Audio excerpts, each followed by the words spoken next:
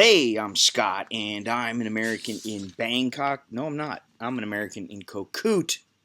That's where I am. I'm an American in Kokut. And I got a letter. Actually, I got quite a few letters. I got these. This is 5 letters right here. And I got about 3 more inside, but I don't think I'll be getting to them. So it's a little bit hot out here. Very nice, though. But anyway, hi, Scott. First off, I just want to say thanks for all the informative videos you have put up on your channel so far. I've been a subscriber now for a year, I think, and appreciate the insight provided about Thailand from a Westerner who has lived there for such a long time. I just have a question in regards to Sin Sod.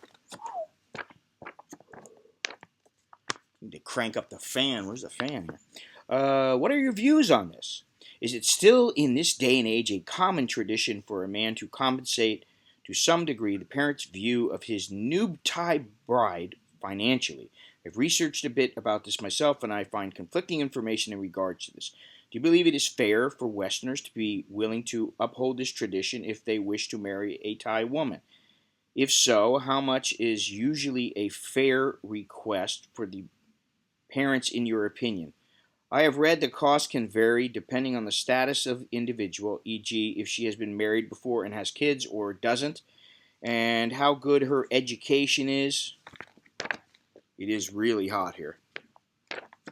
And I've been out kayaking all day, so I'm a little sunburned and I'm a little hot.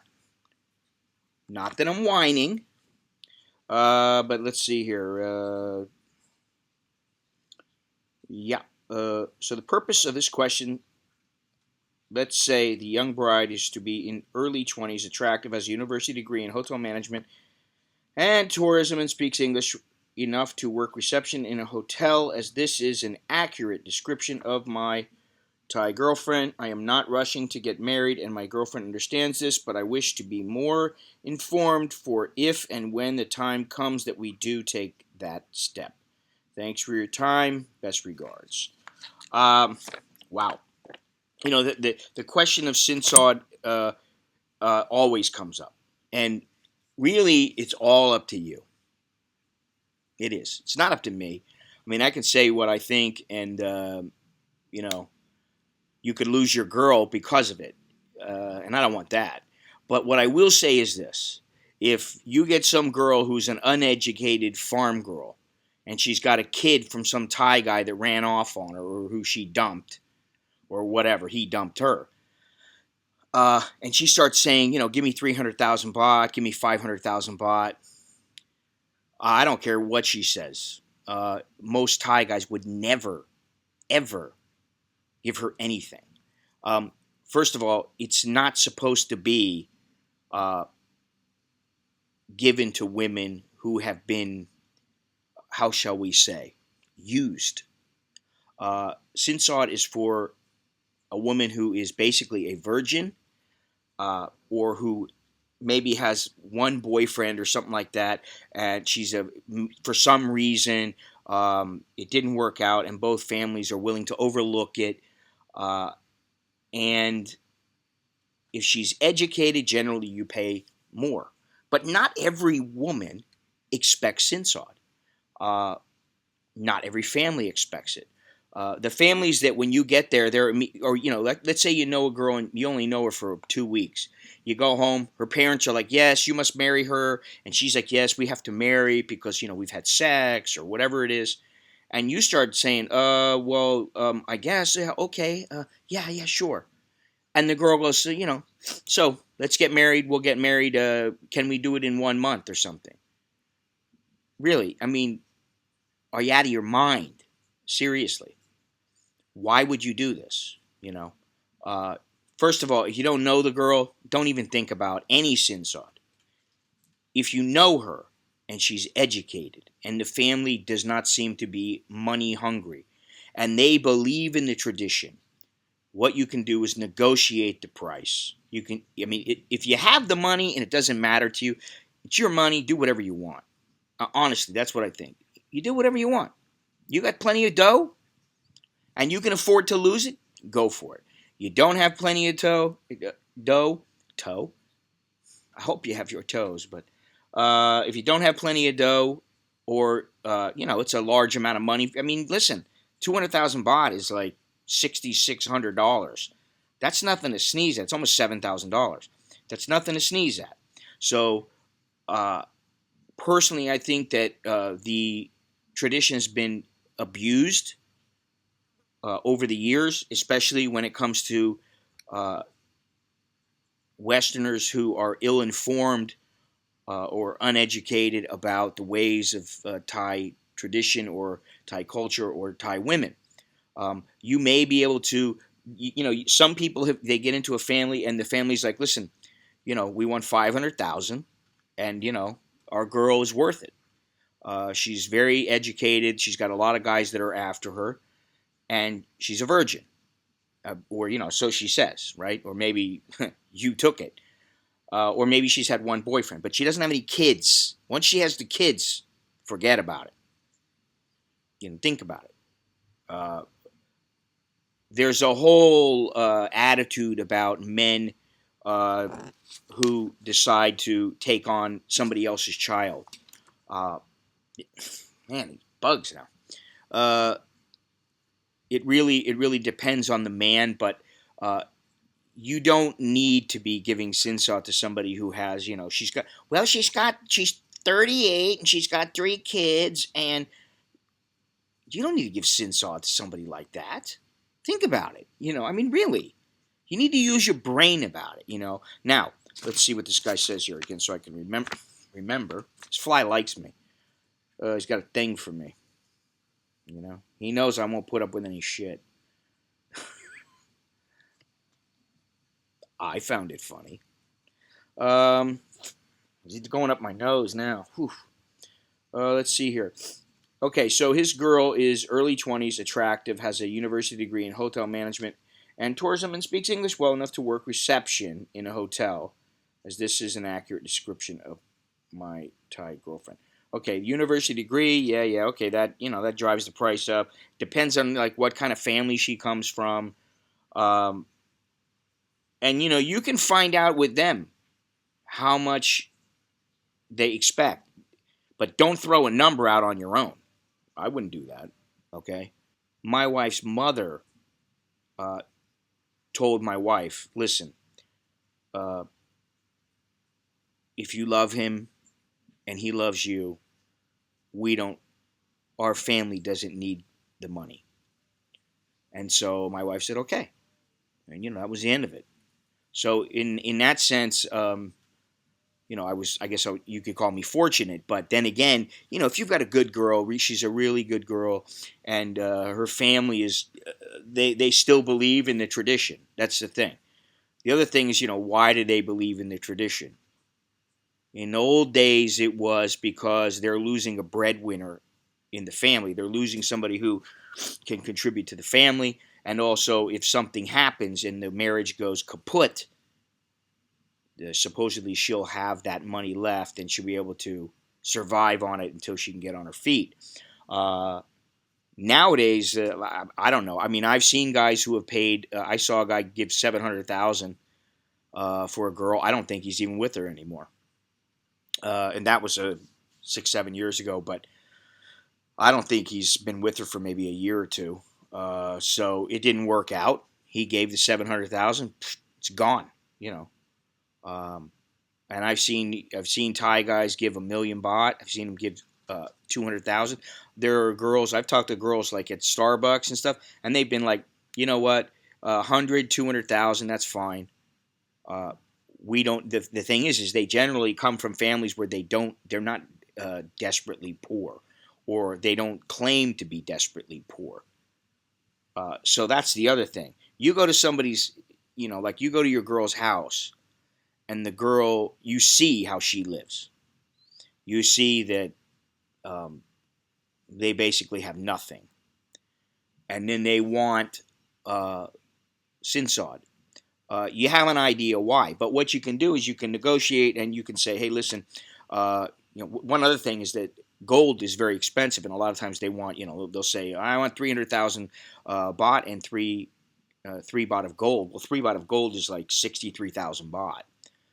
So it's again, it's nothing to sneeze at. So what you could say is if they said, "Oh, I want 300,000," and uh, I want 3 baht of gold, you could say, "Okay, I tell you what, I don't have 300,000. I can give you 200, but you need to give me 100,000 back because we're going to need it to get set up."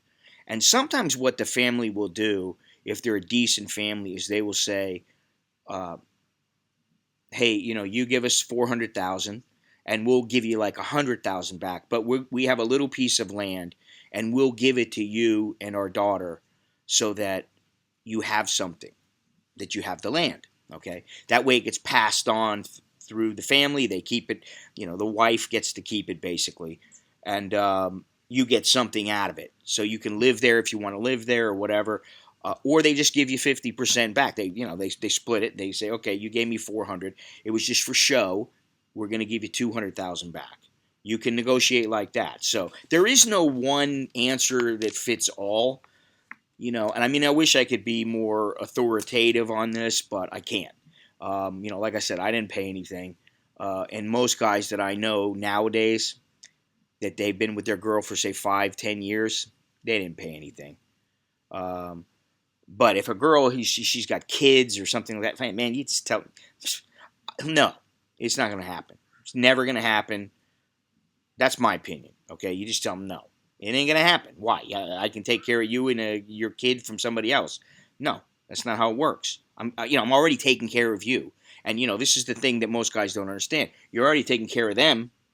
Now, what's she gonna do? Is she gonna stay home and be a housewife, or is she gonna work, or what's the deal? You need to figure all these things out. Then you can get a better handle on where you stand with her and also with her family. You need to let them do the talking. Let your girl do the talking. Let her figure it out with her family. And you basically, yes, no, I understand. You keep your mouth out of it. Don't get to talking figures with them. You talk to your wife. You say, hey, this is the deal. You let her handle it because if you get involved in it and they don't like the way you talk to them or something like that, they could like try to put the kibosh on the marriage. And maybe it's a legitimate deal. You don't know. They're trying to work things out, and you get a little aggravated, and then they get aggravated, and it escalates, and it causes hard feelings. So this is the thing. You're basically saying, money. How much is she worth? It. I don't know. I mean, it seems to me that the general price has stayed the same for years. Since I've been coming here, it's always been at like 100,000 for somebody who was older, who maybe has a kid or something, and that they're lucky to get that. Of course, they don't think that. They think you need to pay it. At least the majority of them, because somebody getting that little is not usually someone who would be considered, say, from higher society. But anyway, I hope that helps a little bit. You know, just tread carefully. Like everything that has to do, I've been thinking about this a lot lately. Uh, Most things in Thailand, with a little patience, you can usually work the issue out. You can figure it out. Whether the result is what you wanted or not, that's a different story. But you can work it out, and aside, there's no need to get all upset and get aggravated and cause hard feelings with each other and get them pissed off or get your girl pissed off. You just say, you be very matter of fact. And the other thing is, if you don't have the money, don't put yourself out. If you got 200,000 baht to your name, you got, what did I say, $6,700 or something like that to your name. That's all you've got. I don't think it's a good practice to give all that money to your girl just so that you can get married. I mean, why not get married at the Ampur and just do it there, and then you set it up to when you've got more money, then you'll actually register the marriage or something with the embassy. or you'll do the marriage in front of other people. Um, but definitely, I wouldn't give everything you had. You know what? She's worth it, though. I'll give everything I have to get her. Yeah, okay, good. Good for you. Now, there are some people out there who I know, they'll say, listen, I gave my girl 300,000 and everything worked out peachy and the family gave me half back. Well, I understand that. And it is a part of tradition, but that tradition is waning now. I think at some point it's going to go away because the thing is that now a lot more women are in the workforce here. And so, you know, whatever you decide to do, the bottom line is you are only going to give, or you should only give, as much as you can afford to give. You know, love her, hate her, whatever. Whatever kind of relationship you have with the girl, um, don't put yourself in a bad position to where you're broke when you get married. And this is what I don't understand about marriages in like the United States. It's like sometimes the people, maybe they're getting married and it's like their second marriage and they're forking over $40,000-$50,000 for the wedding. It's like, that's a lot of money. You can do a lot with that money. So you fork it over, and for what? I mean, yeah, granted, oh, it's my dream day. Honey, it should be a dream enough that you're getting married. I mean, that's the way I look at it. You're married, you're going to stay together for the rest of your lives. If that's how things work, and they work out, if that's what you want, and they work out how they're supposed to, you're going to be married to that person for the rest of your life. That should be enough that they say to you, I'm committed to you forever. You are the person I want to spend the rest of my life with. And I can tell you that if you are not committed, you shouldn't even think about, first of all, you shouldn't think about marriage, much less sin sod. Okay? Because, believe me, you need to be committed to stay married. I mean, I've been married for 20 years. And, things change over time. A lot of things can change. Attitudes, views, uh, people change with time. Maybe you marry the person, like I married my wife, she was 21. So, we've been married almost 20 years. And you marry somebody who's 21, first of all, they're immature here. Usually in the United States, they're still immature, or other places they may be immature. But she's grown up. People grow up, things change, their attitudes change, their ways change.